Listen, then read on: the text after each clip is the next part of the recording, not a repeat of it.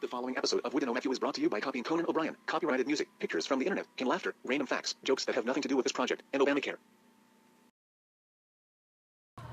Hey! Quiet on the set! I said quiet!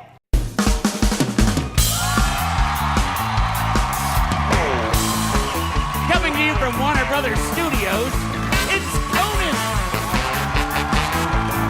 Tonight from Saturday Night Live, Jason Sudeikis. Welcome to my show. I'm your host, Woodin Matthew, and let's kick it off with some interesting world news. So yesterday, I heard that after having a terrible summer, Humpty Dumpty had a great fall. In statistical news, a new study shows that wives live longer than husbands because they're not married to women. Last weekend, Playboy billionaire Hugh Hefner stopped a group of monks from selling flowers on his property. Said one bear, "Only Hugh can prevent florist friars." Anyway, let's welcome our first guest of the night, Roberto Frosto.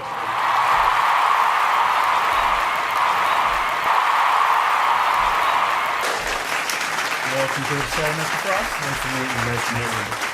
So, Mr. Frost, I do know that you come from San Francisco, beautiful place. Can you tell us a little bit about your personal life? Well, I was born in March of 1874. My father was a journalist and a teacher. After he died, we decided to move to Lawrence, Massachusetts, and we lived with my grandfather. I first tried many different odd careers, but I realized that poetry is what I wanted to do. Well, you know what they say, the struggle is real. Anyway, I heard that you had quite a tragic childhood. Can you tell me a little bit about that? Yeah, my father died when I was 11. Oh, I'm sorry to hear that. My mother had cancer and she died in 1900. Wowza.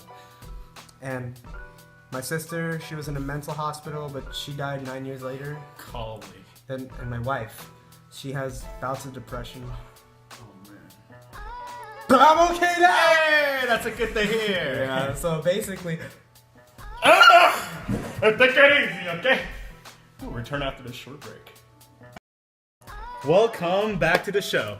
First of all, I'd like to propose a toast to continuity errors. Oh yeah. Anyway, what do you call the key that opens the doors to all bananas? Monkeys! I pushed Tyra Banks down a hill. Call that a raw model. So Mr. Woodin went to the Virgin Islands, and when he left, it was still called the Virgin Islands. Just kidding, Mr. Woodin. Please don't fail me. Anyway, we're back here with Mr. Frost.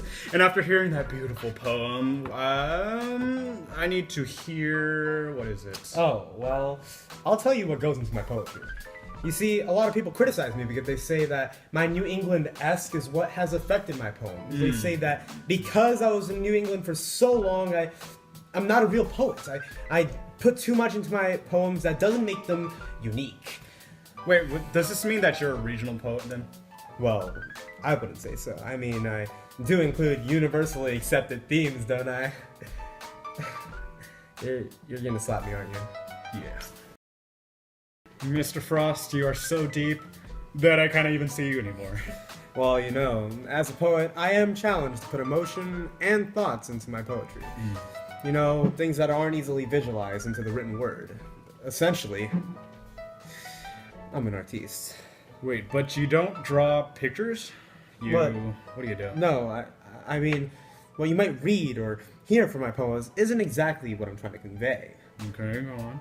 So, for instance, in my poem, A Late Walk, you may originally assume that I'm just talking about a late walk. But that's not actually what's happening. What's actually happening is the audience is hearing this story about love and death, and although it never really says love or death, it's actually quite beautiful. Wait, hold on. So you're saying this poem is about love and death, but you called it a late walk? Yes. Why don't you just call it something more relevant? Well, it's poetry. Well, that's all the time we have for today. Thank you for coming onto the show, Mr. Frost. But I'm not done. I have more to show you. I have poems. Well, the world basically...